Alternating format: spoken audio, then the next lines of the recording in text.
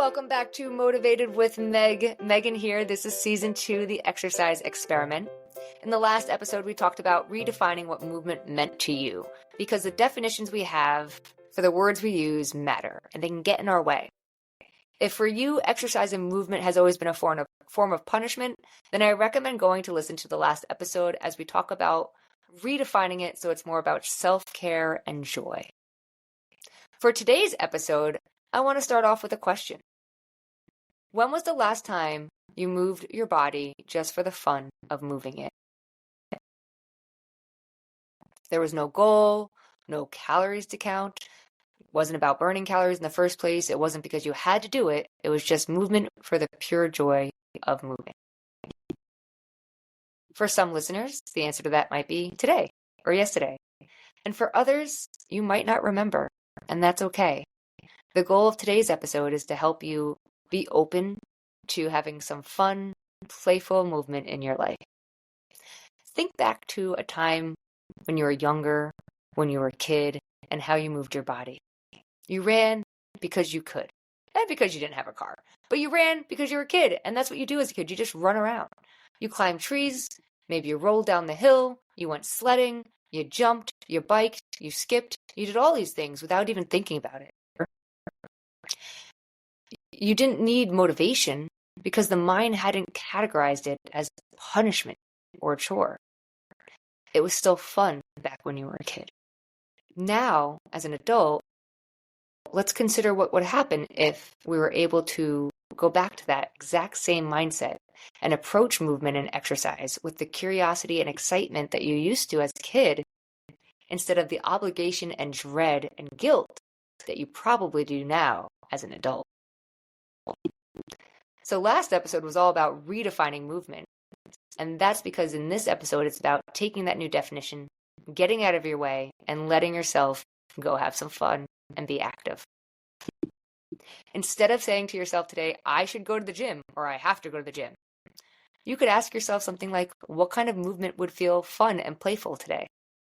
In the end, you're still moving your body. And that's what really matters. Now, I, Megan, the NASM certified personal trainer, am not saying to never go to the gym again, and I'm not trying to get you out of your routine. If you have a goal, if you're a bodybuilder, if you're an Olympic athlete, if you're an athlete of any sort, you probably have a training regimen you have to stick to. I'm not trying to stop you from doing that at all. What I'm saying is that not all movement has to be done in the gym. Not all movement has to be 60 minutes. Not all movement has to be towards a goal, a specific goal. It's okay to have unplanned, spontaneous, fun movement in your day-to-day life.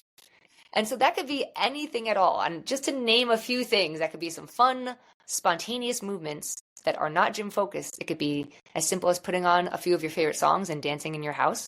Dancing is an amazing way to get your heart rate up and sweat. It could be skipping down the road instead of walking. I've never skipped and frowned. It's always made me smile, and I get where I'm going faster. Roller skating or rollerblading, maybe a leisurely bike ride instead of getting on the bike and having to beat the miles you did last week. If you have a dog, you can throw the frisbee around. Maybe you live by a park and you could take a basketball and you could shoot some hoops. Whatever it is, the point is that movement doesn't have to be serious to be beneficial. In fact, being playful and having joy in movement is extremely helpful to stress reduction. So movement is helpful in stress reduction because it helps us move through things, right? It helps us with the cortisol and adrenaline in our body. It helps us use that up because we're moving our body. But it also helps us in other ways. It helps us calm down, which is going to help with stress reduction. And some studies show that unstructured movement, that it can enhance creativity and problem-solving skills. And I personally know this for myself. I've experienced some of my biggest breakthroughs and aha moments and ideas while on a walk or a hike. Keep in mind that playful, enjoyable movement doesn't necessarily mean easy. It can, but it may not. So play could be playing a rough game of football, and that's not easy at all. It'll get you out of breath and winded and you're tackled. But it could also just be tossing that same football in the backyard with a friend. Both are forms of movement. One is a lot easier than the other. And to give you a few others ideas, it could be as simple as going to the park with a hula hoop or maybe your yoga mat, and you can practice your handstand, and you could use a tree to help you. So that your tree could be your wall. The main difference is that when exercise and movement is playful, it's a fun type of hard, not a drag myself to the gym as punishment for enjoying food I like hard.